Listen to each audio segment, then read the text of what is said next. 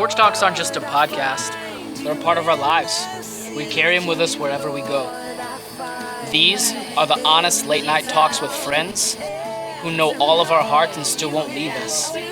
These are the tearful moments of reconciliation with beloved parents whom we've hurt or have hurt us.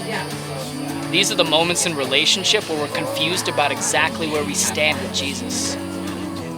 These are the bouts of frustration and hurt and mistrust that we harbor when we talk about the beautiful love of God. These are the Porch Talks, and they're ours.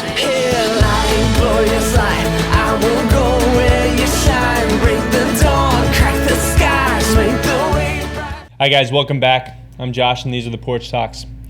Today I'm going to talk to you about the splitting of the Red Sea. So you all know the story. Moses comes and he gives all these miracles, right? All these plagues and all these signs, and 10 plagues, and they're all to convince this Pharaoh that the Israelites are supposed to go free. They're supposed to leave Egypt. So these plagues come, and the Pharaoh's like, I get it, all right. And he lets the Israelites go. So the Israelites go, and they're thinking they're free, and Moses is leading them, and they get this choice, right? They have the choice to go down Philistine country, which is going to be easier. It's going to be the softer way. It's going to be the less struggling way. Or they can go to the desert, which is a desert. And like God says, Moses, we're going to go this way. We're going to take the desert. We're going to go over and camp by the Red Sea. And I just imagine the Israelites just going, okay, I guess I'll trust you through this. Like, you got us free. You gave us all these signs. We'll trust you. We'll go ahead and go to the desert. So they do. And that's when it gets really bad. The Egyptians, the Pharaoh, he changes his mind. He says, my labor force is gone. So he gets all his chariots. He gets all his men. And they start pursuing the Israelites. And the Israelites,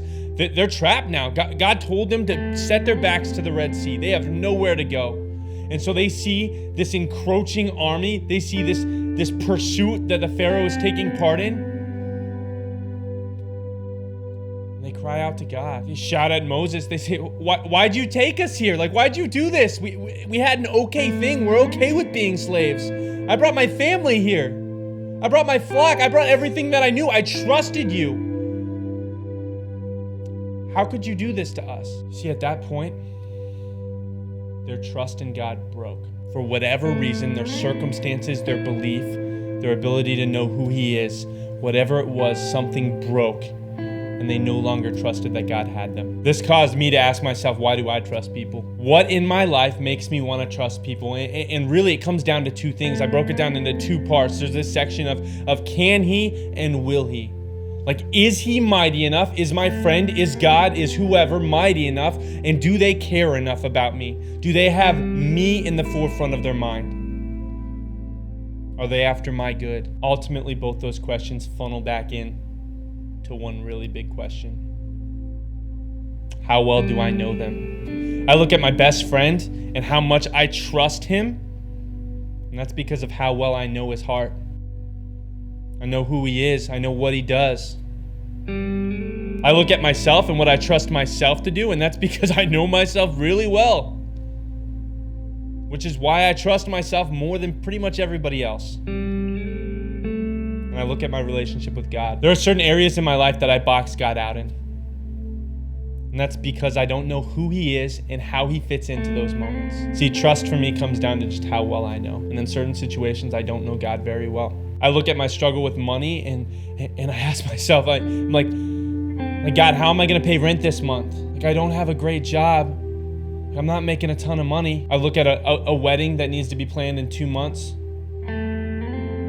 God, how's that going to come through? I look at 2 months after that, I'm leaving for deployment to Africa with the Army. How's that even fair? These are areas of my life that I struggle to trust God, and it takes a conscious effort for me to let Him into those moments. I know God says, He says, I'm going to fight for you. This enemy that you have today, you'll never see him again. All you have to do is be still. For me, being still looks a whole lot like leaning on Jesus. Looks a whole lot like diving into the Word and getting to know who He is. Looks a whole lot like giving time to Him. Being still for me looks a whole lot like when I was fired from a job last year. And I said to God, I don't know if I need this job, but I know I need You. Paul tells me what it looks like to be free, what it looks like to be still, what it looks like to trust God. He says, I have learned to be content whatever the circumstances. I know what it is to be in need, and I know what it is to have plenty. I have learned the secret of being content in any and every situation, whether well-fed or hungry, whether living in plenty or in want. I can do all this through him who gives me strength. I have this amazing God. I have this guy who came down and gave his life for me. A God who says, like, whether you trust me or not, I'm going to split the sea. See, the truth is, I get that if I trust God, I'll be content in all things. I get that. But still I resist. Still it's hard. I look at my circumstances and I look at what's going on. And I want to be the one to fix it. Like I want to be the one who does these things because I just don't know if that's part of God's plan. I don't know what he wants, what he's going to do. There's something tough for me believing that such a big God could love such a small me. And I get that that's lies. Like I get that that's not truth. I get that he says, Josh, I love you. Josh, I gave my son for you. Josh, like I am here for you always. Like you will never be forsaken. But it's not until I consider the things that he has done in my life that I can really see that. And when I do consider those things, I see wild change in my heart. I see incredible work. I see him pulling me out of valleys that I could never climb out of on my own. I see him putting people in my life that make me hungrier for him and that make me know him more deeply. Deeper I know him, the deeper I want to know him. The more he loves me, the more I am able to accept his love. Jesus has done incredible things in my life. He's done incredible things in my heart. And in looking at those things and in considering those things, I can see how deeply he loves me, how far he has pursued me. So I place my trust in him. These are the Porch Talks. We'll see you next week. I will go where you shine, break the door.